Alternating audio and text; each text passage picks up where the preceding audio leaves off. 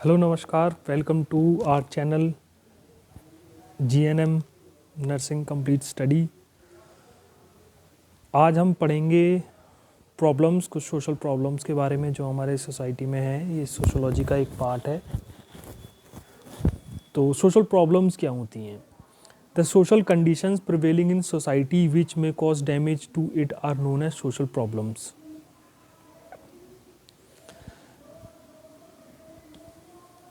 कुछ ऐसी social conditions जो सोसाइटी में है, जिनसे कुछ प्रॉब्लम होती है सोसाइटी को, समाज को, उन्हें सोशल प्रॉब्लम कहा जाता है।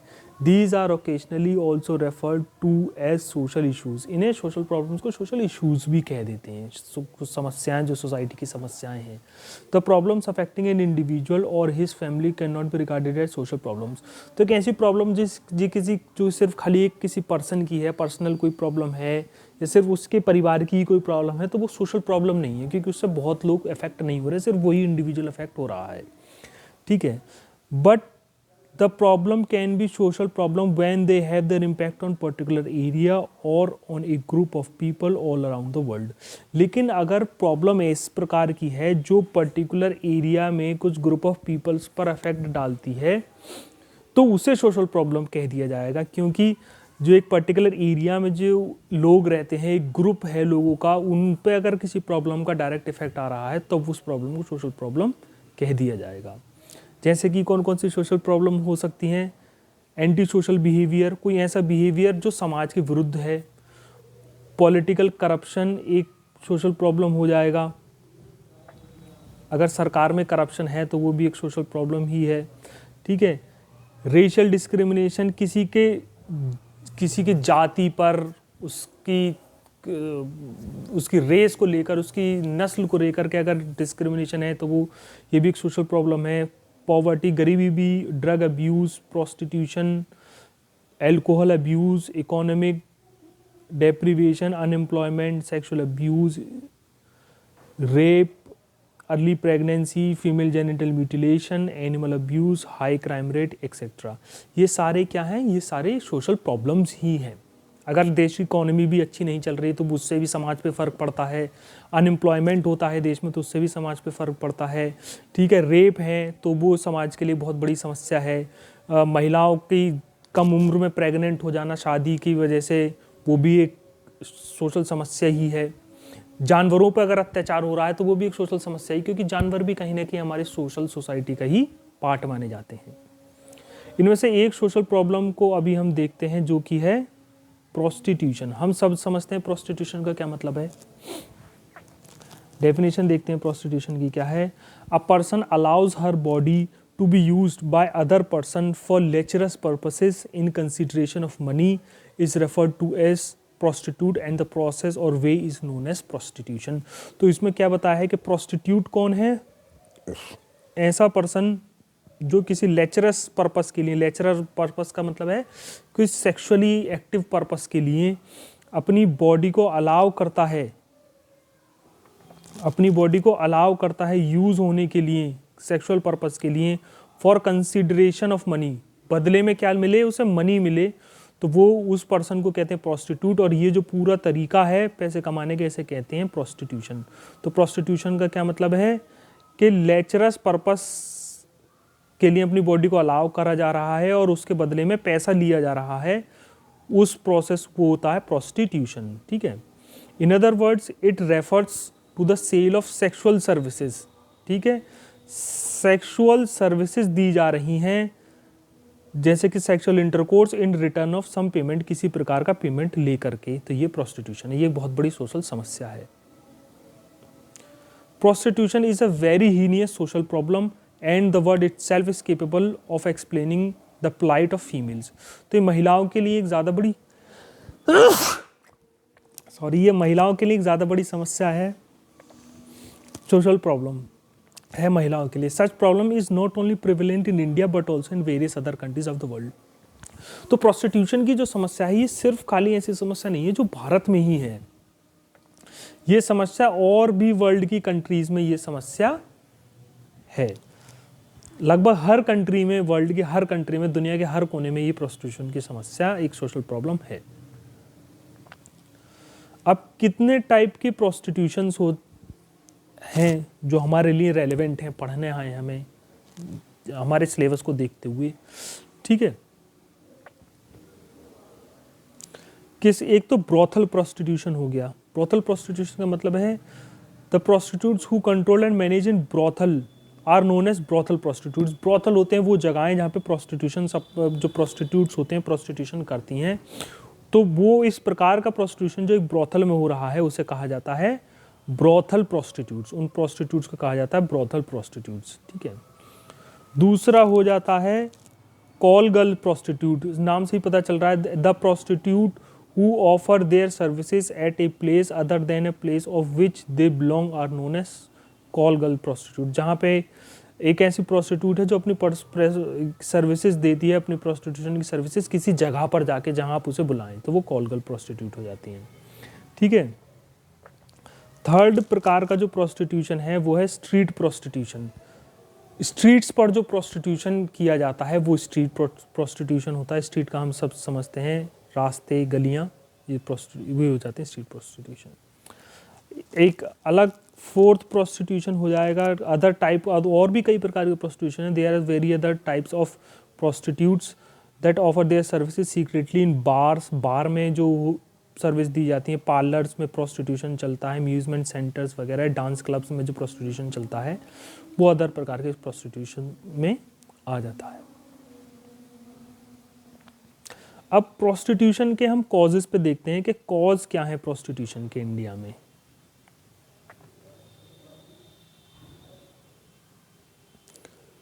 पहला कॉज हम देखते हैं इकोनॉमिक कॉज। इकोनॉमिक से हमें पता चलता है, इकोनॉमिक का मतलब है पैसे से रिलेटेड कॉज है। While referring to economic conditions, the major aspect striking in our mind is financial aspect. पैसे से रिलेटेड जो समस्याएं हैं उनके कारण भी प्रोस्टिट्यूशन बढ़ता है। कौन सी समस्याएं हैं? पॉवर्टी, गरीबी, अंडर एज एम्प्लॉयमेंट, गरीबी के कारण कम उम्र में एम्प्लॉयमेंट कर देना, वो भी कहीं ना कहीं प्रोस्टिट्यूशन को बढ़ावा देता है। वर्किंग कंडीशंस अगर सही नहीं है तो लोग इन प्रोस्टिट्यूशन की तरफ चल पड़ते हैं। And immoral trafficking women and children, बच्चों की और महिलाओं की जो ट्रैफिकिंग हो रही है, इलीगल ट्रैफिकिंग जो हो रही है, उसके कारण भी प्रोस्टिट्यूशन को बढ़ावा मिलता है। सोशल कॉजेस क्या क्या हैं? Social causes the various factor. Social causes का मतलब है एक ऐसे कॉज प्रोस्टिट्यूशन होने के ऐसी जरिए जो सोसाइटी से आ रहे हैं, ठीक है। The various social factors that are responsible for encouragement and promotion of the prostitutions are as follows. वो कौन कौन से हैं? फैमिली कॉजेस, अगर परिवार में कोई ऐसी समस्या है जिसकी वजह से जो फीमेल चाइल्ड है वो प्रोस्टिट्यूशन के रास्ते पर चली गई है, ठीक है। हमने कुछ उदाहरणों में ऐसी कुछ जगहें भी हैं, ऐसे कुछ ग्रुप भी हैं जिनका सदियों से यही एक काम भी चला रहा है, तो उसकी वजह से भी उनके जो बच्चे होते हैं वो इसी लाइन में चले जाते हैं। मैरिटल फैक्टर्स, शादीशुदा जीवन में अगर कोई समस्या है तो ये भी कारण बन सकता है। अगर गलत नेबरहुड है, आपका बैड नेबरहुड है, तो उसका तो फ़र्क ज़रूर पड़ेगा ही। अगर जिस नेबरहुड में आप रह रहे हैं वहाँ प्रोस्टिट्यूशन प्रेवलेंट है तो एक चांसेस बनते हैं, एक सोशल कॉज बनता है कि जो बच्चे हैं और या फिर जो भी फीमेल्स हैं वो प्रोस्टिट्यूशन की तरफ जा सकती हैं, ठीक है। और इलेजिटिमेट मदरहुड का मतलब है कि अगर माँ का नहीं पता बच्चे को कि माँ कौन है या माँ इलेजिटिमेट है और बच्चे को ध्यान नहीं दिया जा रहा है, ये एक फैमिली कॉज में ही मान सकते हैं इसे भी। तो ये भी एक कारण हो सकता है कि सही गाइडेंस बच्चे को ना मिले और वो प्रोस्टिट्यूशन की तरफ चला जाए।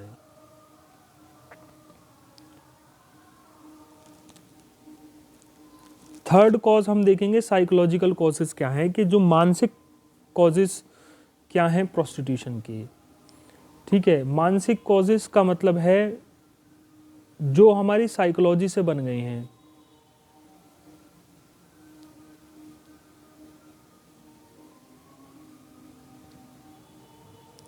There are various psychological factors that may compel a woman to become a prostitute.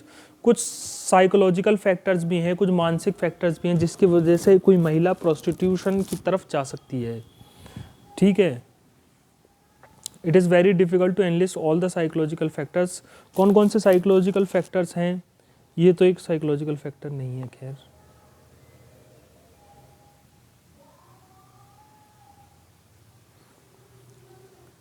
ठीक है, फ्रिजिडिटी का मतलब हो सकता है कुछ सेक्सुअल समस्या, जो साइकोलॉजिकल सेक्सुअल समस्या है। ठीक है, इनेबिलिटी ऑफ सबमिशन एंड ट्रोलिज्म, कोई ज़्यादा किसी को ट्रोल करा जा रहा है, परेशान करा जा रहा है, उसके कारण भी वो इस रास्ते पर जा सकता है। बायोलॉजिकल फैक्टर्स की बात करें कि कौन कौन से शारीरिक ऐसे बायोलॉजिकल फैक्टर हैं बायोलॉजी में ही, शरीर में ही, जिनकी वजह से ऐसा हो सकता है। One major factor of compelling a woman to become prostitute is the biological factor, like a woman born with defective sexual organs or overactive glands may be forced to become a prostitute।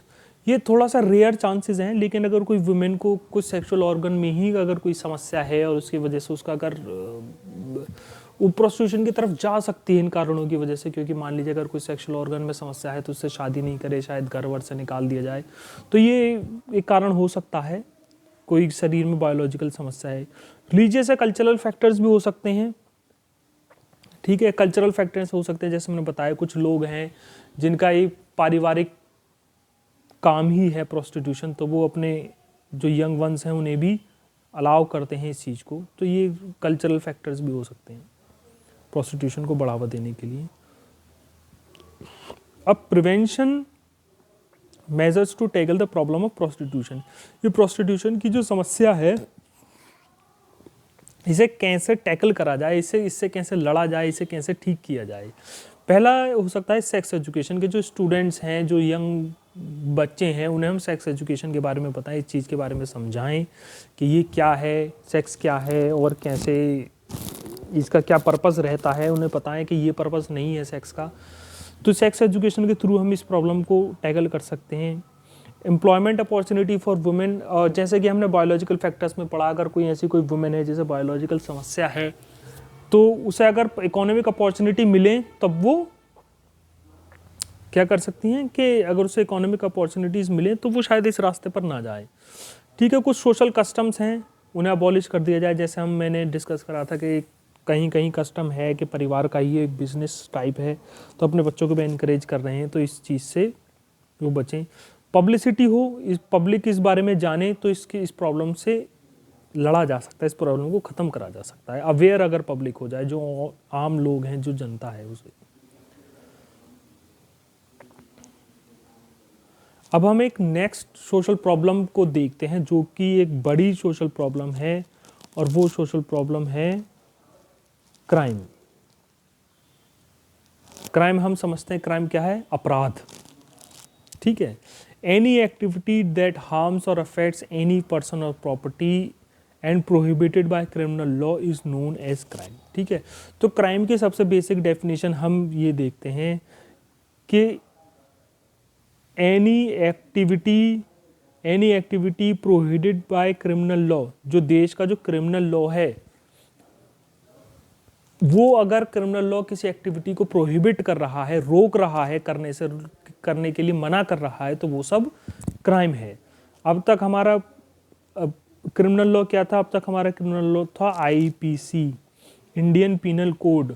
अब हमारा criminal law क्या बन गया है? अब बन गया है बीएनएस, भारतीय न्याय संहिता। जो आईपीसी था उसकी जगह अब बीएनएस आ गया है, भारतीय न्याय संहिता। ठीक है, तो अब हम ये कह सकते हैं कि जो भी कुछ भारतीय न्याय संहिता में है लिखा हुआ वो सब क्या है?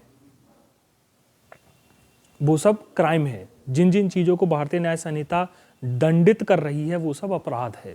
ठीक है, crime is registered as a social issue because a society without a crime is just an imagination. ठीक है, और क्राइम एक सोशल इशू ही है, क्योंकि सोसाइटी के लोग ही सोसाइटी के अगेंस्ट क्राइम करते हैं, तो क्राइम एक सोशल इशू ही है। ठीक है, whether an action categorise under criminal activity or not is completely based on society itself. ठीक है, तो समाज क्या है, समाज की सोच क्या है, इससे भी इस चीज़ का फर्क पड़ता है कि क्या चीज़ क्राइम है और क्या चीज़ क्राइम नहीं है।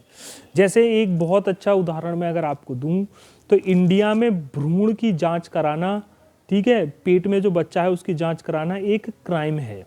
ठीक है, लेकिन हम अगर यूएसए में देखें तो यूएसए में जो माँ की कोख में जो बच्चा है, भ्रूण की जांच कराना क्राइम नहीं है, ठीक है। तो इंडिया में भ्रूण की जांच कराना एक क्राइम है और यूएसए में भ्रूण की जांच कराना, जो बच्चा माँ के पेट में है उसकी जांच कराना क्राइम नहीं है। तो ये सोसाइटी पर भी डिपेंड करता है कि कैसी सोसाइटी है। तो सोसाइटी पर डिपेंड करता है कि कुछ चीज़ें सोसाइटी की वजह से क्राइम हो सकती हैं और कुछ चीज़ें किसी और दूसरी सोसाइटी में वही सेम चीज़ें क्राइम नहीं हो सकती, ठीक है। For example, some societies regard abortion as a criminal activity whereas the other supported. और इसका एक और उदाहरण है कि जो अबॉर्शन है, कुछ सोसाइटी में वो एक क्रिमिनल एक्टिविटी है, जैसे इंडिया में एक क्रिमिनल एक्टिविटी मान लिया जाए अबॉर्शन को, और कुछ सोसाइटीज में ये अबॉर्शन क्रिमिनल एक्टिविटी नहीं है, ठीक है। कॉजेज ऑफ क्राइम, क्राइम के कॉजेज क्या हैं, क्यों लोग क्राइम करते हैं, ठीक है। पहला कॉज हम देख सकते हैं लैक ऑफ पेरेंटल केयर, ठीक है। अगर माँ बाप सही गाइडेंस बच्चे को नहीं दे रहे हैं तो क्राइम की तरफ बच्चा बढ़ सकता है। At present the life style of individual have changed, ठीक है। जो इंडिविजुअल्स के रहने का तरीका बदल गया है। Their demand for the expensive goods have been increase due to which they need higher income and this had force the husband as well as the wife to work, ठीक है।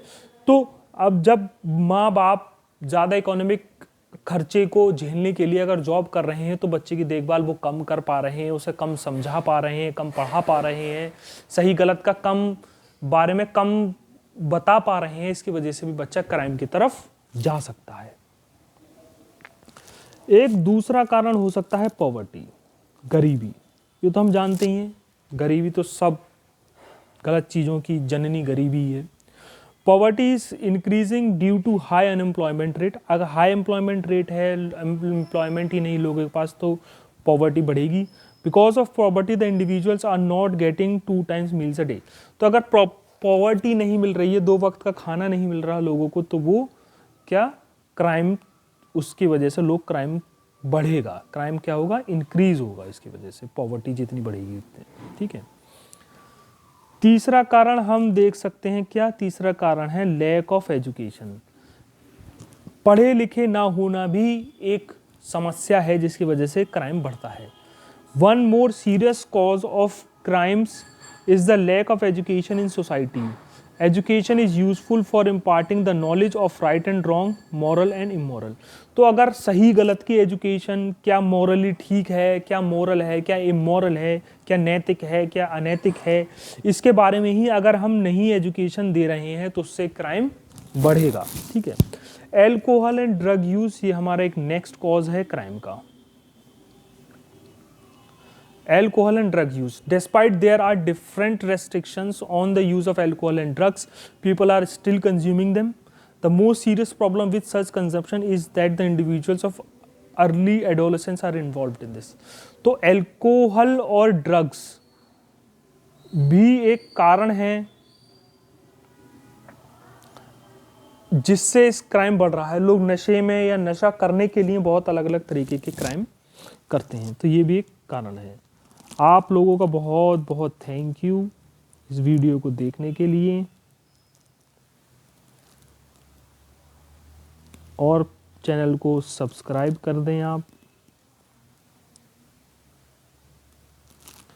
आगे की जीएनएम से रिलेटेड, नर्सिंग से related videos और भी upload होती रहेंगी आपके सिलेबस से रिलेटेड।